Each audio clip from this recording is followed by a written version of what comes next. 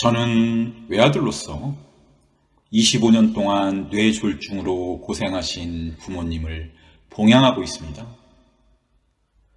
그래서 이번엔 뇌졸중인 부모님을 어떻게 모셨는지 그 경험을 공유하려 합니다. 1. 뇌졸중이란 무엇인가? 뇌졸중은 중풍이라 불리며 뇌혈관 질환이고 뇌기능 손상으로 신체 장애를 일으키는 병을 말합니다.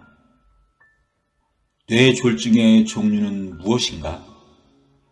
뇌졸중에는 뇌혈관이 막히는 뇌경색과 뇌혈관이 터지는 뇌출혈로 나뉘며 보험도 뇌출혈만 보상하는 보험이 있는데 뇌혈관 질환 모두 보상하는 보험이 좋습니다. 3. 뇌졸중 전조 증상이란 무엇인가? 뇌졸중 전조 증상은 뇌졸중의 발생을 의심하게 하는 증상으로 보행장애, 언어장애, 균형장애 등이 있는데 한쪽에 마비가 오거나 표정이 잘 지어지지 않거나 어눌하게 말하는 게 대표적입니다. 4. 뇌졸중 전조 증상일 때 이동수단은 뇌졸중 전조 증상이 있을 때는 119에 신고해서 최대한 가깝게 신경외과가 있는 종합병원으로 가세요. 자기 차량 말고 119 응급 차량을 이용하는 게 더 빠르고 효율적입니다. 5. 뇌졸중 치료는 종합병원에서 언제까지 받는가? 부모님이 뇌경색이나 뇌출혈일 때 의사의 퇴원 권유가 있을 때까지 종합병원에 있으면 됩니다. 6. 종합병원에서 병간호는 어떻게 하는가? 종합병원에서 병간호가 필요하다면 가족보다는 간병인을 활용하세요. 뇌혈관 질환은 긴 싸움이라 초반에 너무 힘을 빼면 힘드니 보호자도 충분히 휴식을 취하면서 다음을 준비하세요. 7. 종합병원에서 알아봐야 할 사항 첫 번째, 병원에서 부모님 치료받으시는 동안 들어놓은 보험이 있다면 연락하셔서 치료비와 보상금에 대한 사전 지식을 확보합니다. 특히 뇌졸중을 보상하는지 뇌출혈만 보상하는지 확인하세요. 저는 부모님 모두 보험이 없어서 정말 힘들었습니다. 7. 종합병원에서 알아봐야 할 사항 두 번째, 종합병원에서 퇴원할 즈음에 부모님이 중증 장애가 있다면 노인장기요양보험에서 취급하는 장기요양 등급 신청을 알아보세요. 8. 장기요양 등급이란 무엇인가? 장기요양 등급은 요양원에 들어갈 수 있는 자격이며 요양원은 노인복지법과 장기요양보험법 적용으로 의료 치료보다는 돌봄 서비스를 받는 곳으로 이해하자. 9. 종합병원 퇴원 후 부모님 중증장애일 때 제 생각은 부모님이 종합병원 치료가 끝나고 중증장애가 남을 때 장기요양 등급을 신청해서 판정을 받습니다. 장기요양 등급의 판정이 요양원 입소 자격이 된다면 요양원에 가시도록 하고 아니면 요양병원으로 가시게 합니다. 10. 요양원과 요양병원에 가는 대상의 차이는 요양병원은 어느 누구나 갈 수 있으며 노인들이 회복치료를 받는 병원이고 요양원은 치매, 중풍 등으로 장기요양 등급이 있어야 가는 곳으로 어르신들이 돌봄 치료를 받는 시설로 이해하자. 11. 요양원과 요양병원의 서비스 차이는 요양병원은 상주하는 의사와 간호사가 있는 의료 중심의 병원이며 요양원은 상주하는 의사 없이 월 한두 차례 계약 진찰을 하고 간호사와 요양보호사가 있기에 돌봄 중심의 시설이다. 12. 요양원과 요양병원의 인력구조 차이는 요양병원은 의료병원이기에 인력구조가 의사와 간호사 중심이며 요양원은 어르신 돌보는 곳이기에 인력구조가 간호사와 요양보호사 중심입니다. 13.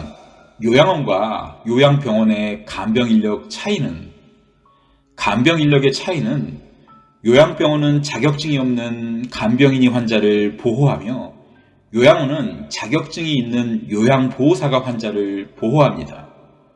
또한 요양병원은 간병 비용이 비급여라서 이것 때문에 총 비용이 비쌉니다.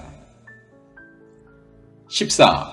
요양원과 요양병원의 비용 차이는 요양원은 장기 요양 등급에 따라서 60에서 80만 원 정도 비용이 들고 요양병원은 요양원보다 비급여 부분이 많고 특히 간병인 비용 때문에 더 비쌉니다.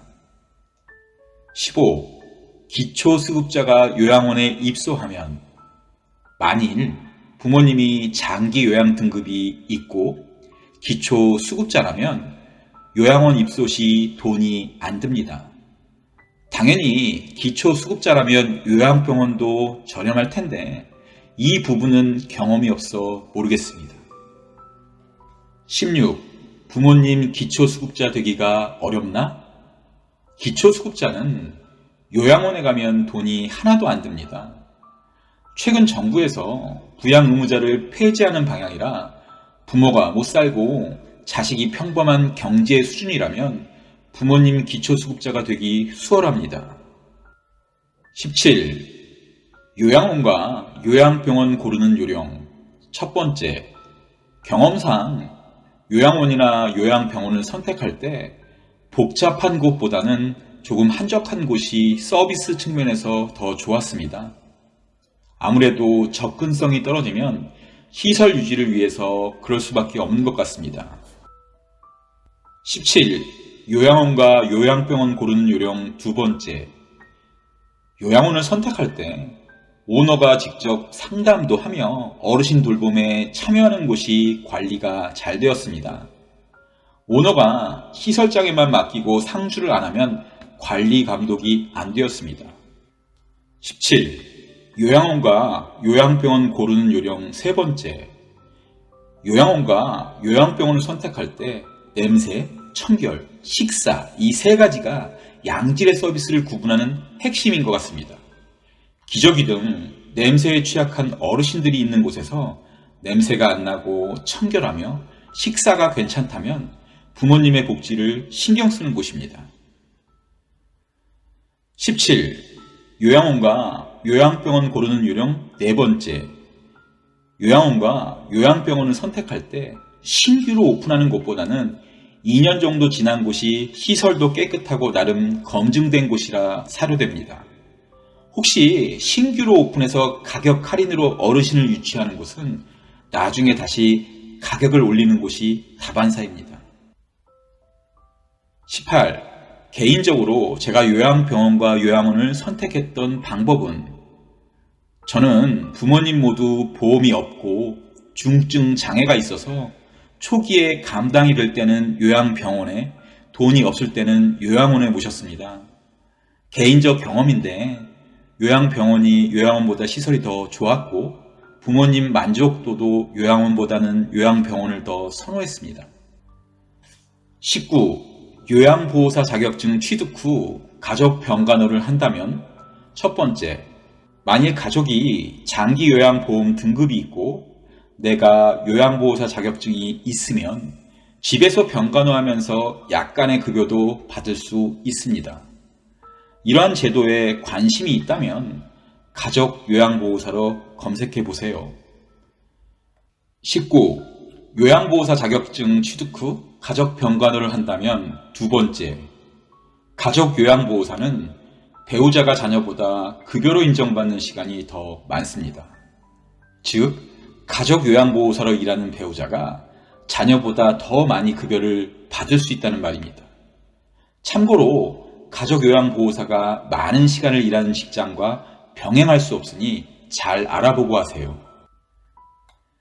20. 부모님이 너무 가난할 때, 만일 부모님이 보험이 없고 너무 가난하다면 종합병원에서 치료받고 장기요양 등급 받은 후 기초수급자 신청해서 요양원에 모시면 경제적 부담이 적습니다.